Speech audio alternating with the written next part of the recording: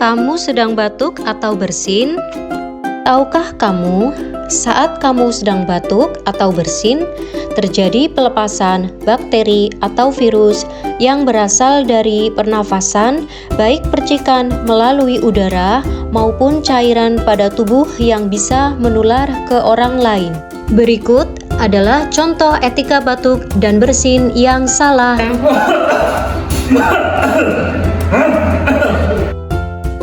Kamu dapat mencegah penularan dengan cara etika batuk dan bersin yang benar.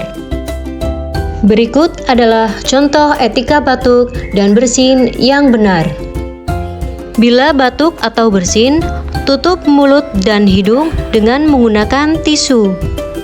Bila tidak ada tisu, pakai lengan atas bagian dalam untuk batuk atau bersin dengan cara seperti ini. Setelah terpakai, buang tisu ke tempat sampah.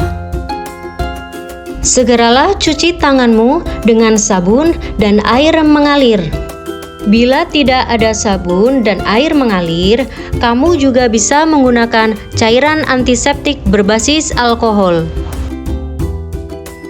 Jangan lupa pakai masker saat kamu sedang batuk atau bersin.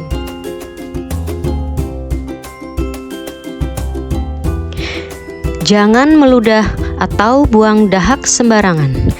Dengan melakukan etika batuk dan bersin yang benar, kamu ikut membantu mengendalikan infeksi di lingkungan sekitar kita.